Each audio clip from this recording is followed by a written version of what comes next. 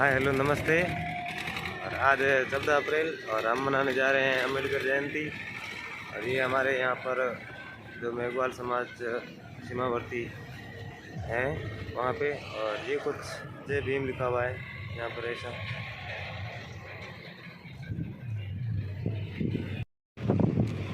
ये इधर कुछ आगे रंगोली बनाई हुई है और बड़ा सा टेंट है। बहुत सारे आदमी आए हैं। हमारे यहाँ पर भीमराव अम्बेडकर की जयंती बहुत धूमधाम से मनाई जाती है। ये जो सीमावर्ती मेघवाल समाज है वहाँ पे मना रहे हैं सब। बहुत भीड़ है, लोग आए हुए हैं। आप यहाँ पर विचार सुनेंगे लोगों के बाबा साहब अम्बेडकर के बारे में, तो बने रहिए मेरे साथ। श्री वीरमा राम जी जयपाल आसकंद्रा मंच पर पधारे और हमारे मुख्य अतिथि सकत्र सिंह जी ढिल्लो का माल्यार्पण कर स्वागत करें। वीरमा राम जी जयपाल।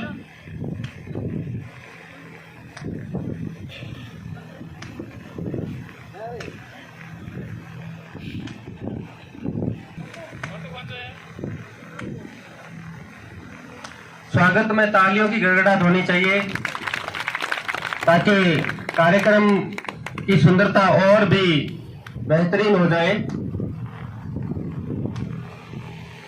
आगे जी दिद्दू मंच पर पधारे और कृष्णाराम जी कमांडर साहब का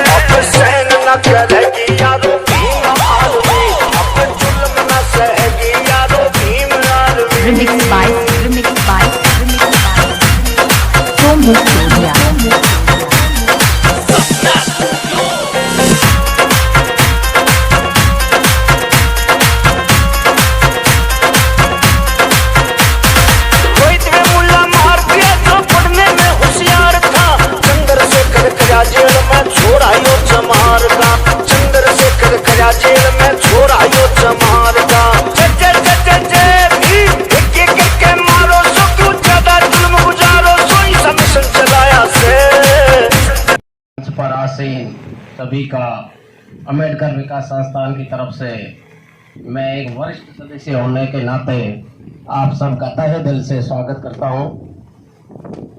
सर्वप्रथम इस अम्बेडकर जयंती के अवसर पर बाबा साहब को नमन करते हुए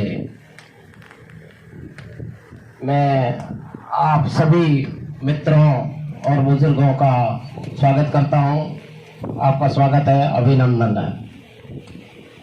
आज 130वीं बाबा साहब की जयंती के अवसर पर हम हर वर्ष की भांति जो यह कार्यक्रम करते आए हैं उसी के अनुरूप आज हमने ये आयोजन रखा।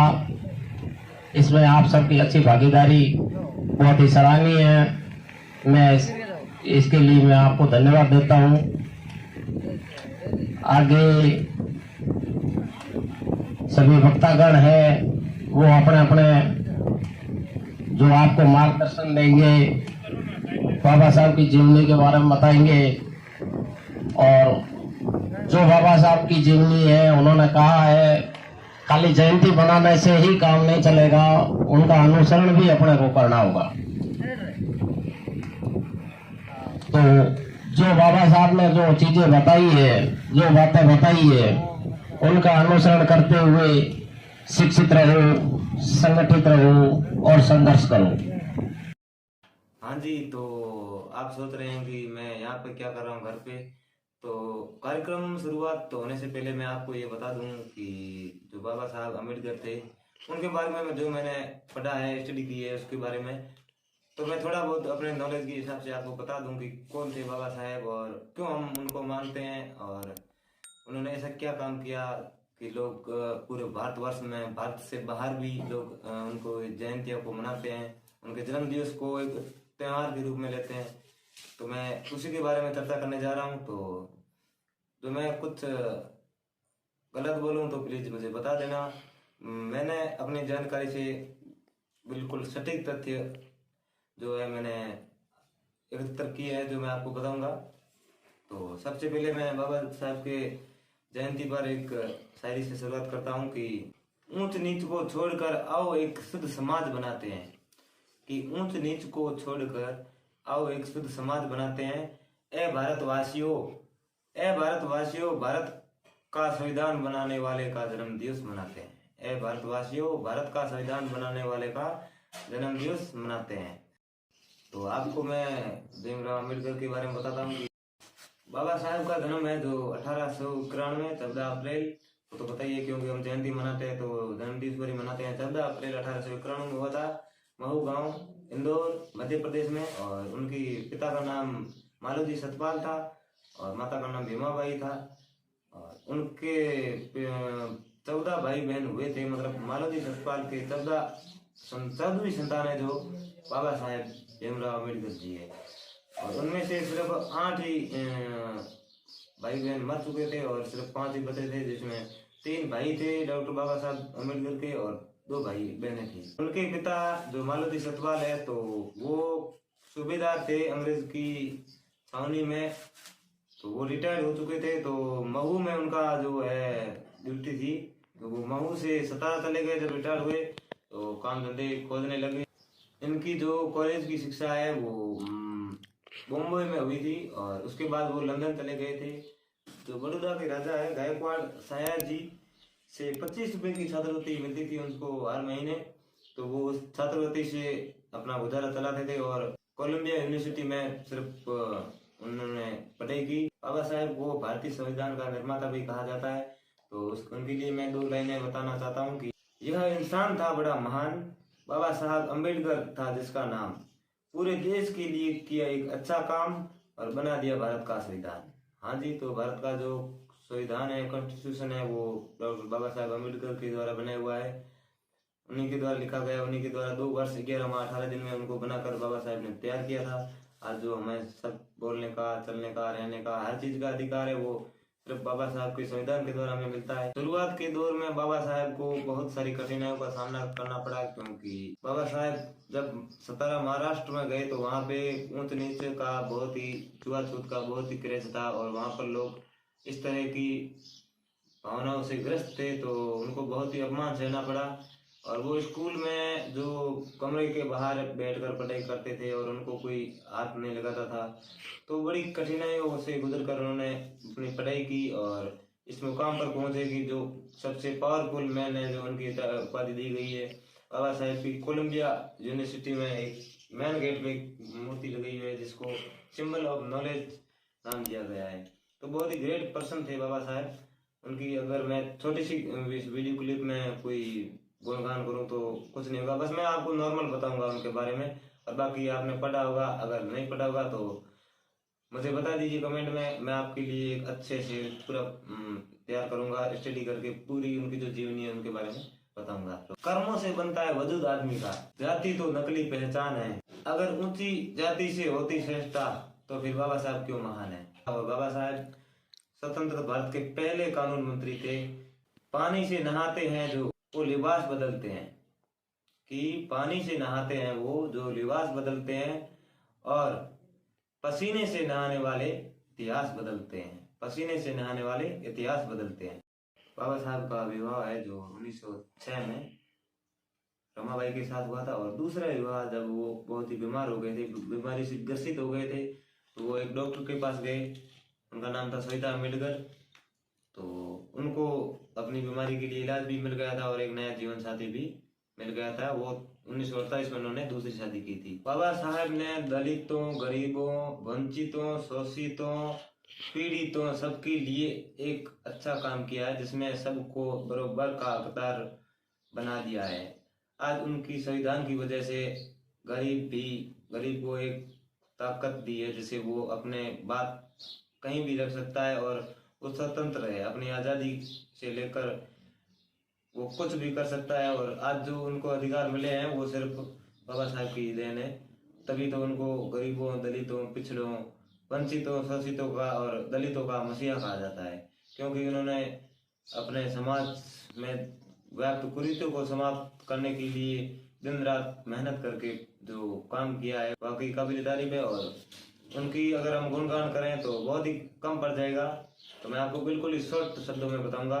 जीवन भर जाति के नाम पर सहा अपमान, फिर भी रच दिया भारत का संविधान। बाबा साहब अम्बेडकर ने जो अधिकार दिलाए, जो विकसित देशों में आप किसी देश को मान लीजिए, उन्होंने अपने अधिकारों के लिए क्रांति की है। और हमारे जो भारत में सर्वाधिकारों के लिए एक आदमी लड़ा था, वो था बाबा Saheb Ambedkar.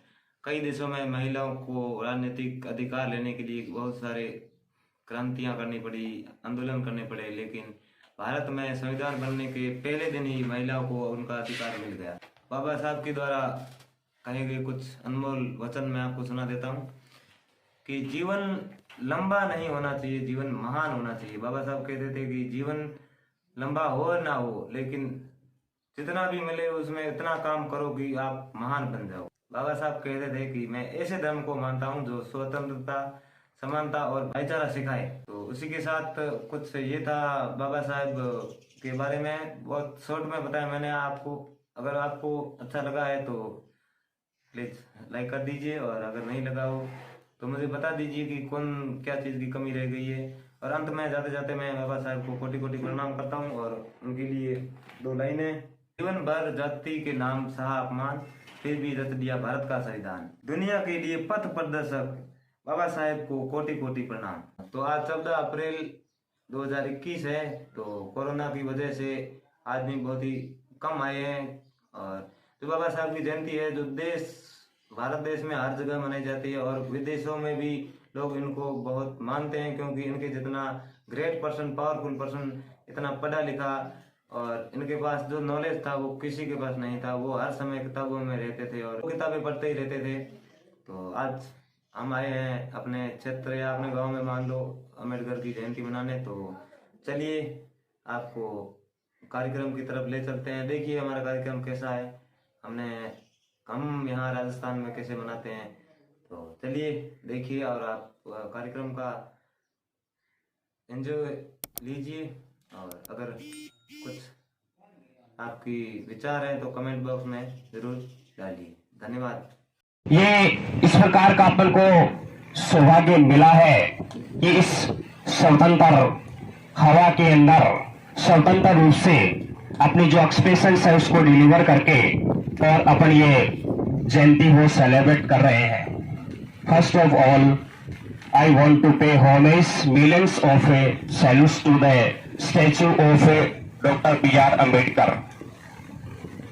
Then all the persons that are located.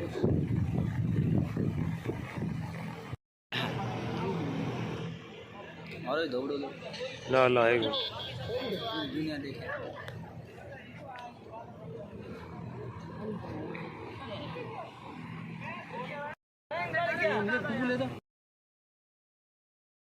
वो हालांकि एक अच्छे जोश जुनून जिज्ञासा के साथ में सेलिब्रेट वैसे करना चाहिए, और जो विराजमान साथी हैं उन्होंने अच्छी तरीके से अपने आप उस कार्यक्रम के अंतर्गत शरीक किया है। एक इस प्रकार का जो अट्रैक्शन होता है वो खींच कर इस प्रोग्राम के अंतर्गत शरीक होने के लिए बातें कर देता है, परंतु फिर भी ब्लॉक स्तर पर इस प्रकार के कार्यक्रम को देखते हुए और जो तादाद है उसमें कुछ कमी देखने के लिए मिल रही है। हालांकि हो सकता है कि गवर्नमेंटल जो गाइडलाइंस है उनको फॉलो करते हुए और ये जो तादाद है उसका जो स्टैंड है उस प्रकार शायद रहा है, क्योंकि उनकी भी जो पालना करना जरूरी है। जैसे कि आप सभी जानते हो डॉक्टर बाबा साहब अम्बेडकर है, इनका जन्म आज ही के दिन यानी 14 अप्रैल 1891 को हुआ था।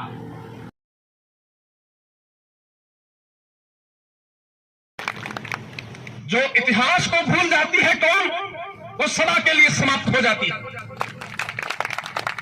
और इतिहास हमारी प्रेरणा शक्ति है। याद रखना, इतिहास मत भुला देना। जिस दिन इतिहास भूल गई जो कौन, वो अपने कौम के महापुरुषों को भी भुला देती है। एहसान फरामोश हो जाती है, वह कौम अपने महापुरुषों के प्रति कृतघ्न हो जाती है, और कृतघ्नता से बड़ा कोई अपराध नहीं है। तो आइए मैं वर्ण व्यवस्था पर चर्चा करता हूं। वर्ण व्यवस्था का क्या अर्थ था, हमारे समाज की क्या स्थिति थी, उससे अगर भावी पीढ़ी अवगत नहीं होगी तो उन्हें जगाना असंभव हो जाएगा। क्या स्थिति थी? वर्ण व्यवस्था का मतलब भारतीय समाज में 4 वर्ण थे। मेरे साथियों, दुनिया के किसी भी देश में ऐसी कुत्सित व्यवस्था नहीं थी। दुनिया के देशों में वर्ग थे, क्लासिफिकेशन था, लेकिन वर्ग और वर्ण के अंतर को ध्यान से समझ लेना। वर्ग का अर्थ है कि एक वर्ग से दूसरे वर्ग में जा सकते हो आप, गरीब अमीरी में जा सकता है, उसमें एक लचीलापन होता है वर्ग व्यवस्था। लेकिन भारतीय मनीषियों ने जो समाज की जो संरचना गढ़ी, वो वर्ग व्यवस्था पर नहीं थी, वो वर्ण व्यवस्था पर थी। ये वर्ण व्यवस्था क्या है? ऐसा वर्ग जो जमा दिया जाए। आप एक वर्ग से दूसरे वर्ग में जाना आपके लिए निषेध है, यह वर्ण व्यवस्था है। तो वर्ग व्यवस्था और वर्ण व्यवस्था के मूलभूत अंतर को समझ लेना जरूरी है। वर्ग व्यवस्था पूरे देशों में थी, एक वर्ग से दूसरे वर्ग में जाया जा सकता था, लेकिन ये भारत में जो ये शोषणवादी सोच थी, क्योंकि ये शोषणवादी सोच जो ब्राह्मणवादी सोच है, हम बड़े सिस्टम मेकर हैं, दुनिया में हमसे बड़ा कोई सिस्टम मेकर नहीं है, और हमने समाज में ऐसा सिस्टम मेक किया कि एक समाज के बहुत बड़े वर्ग को हमने इंसान ही नहीं समझा। इससे बड़ी ज्यादा दरिंदगी क्या होगी, मुझे बताना जरा। अरे मेरे साथियों, मेरे घड़े से अगर कुत्ता चाट जाए मेरे घड़े को, तो मैं उस घड़े से पानी पीऊंगा, परंतु एक इंसान यदि मेरे घड़े को हाथ तक लगा दे तो मैं घड़ा फोड़ दूंगा। इससे बड़ी दरिंदगी विश्व के किसी देश में नहीं, इस देश में रही, और कितने समय तक रही? बाबा साहब के इस क्रांति से पहले तक, यानी हजारों वर्ष तक हमारे समाज में 4 वर्ण जो बनाए गए, उसमें पहला वर्ण था ब्राह्मण वर्ण। ये वर्णों के जो सिस्टम मेकर थे, ये ब्राह्मण थे। मनु स्वयं एक ब्राह्मण था, जिसने भारतीय समाज की व्यवस्था की संहिता रची, मनु संहिता। ये क्या था?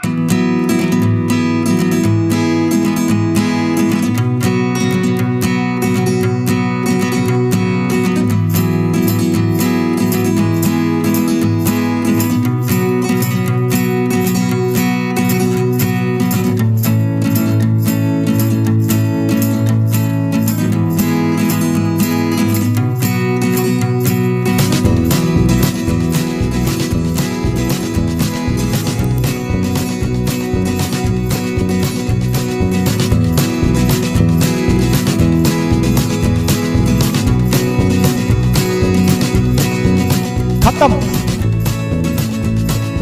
Bye bye, tata, goodbye, गया।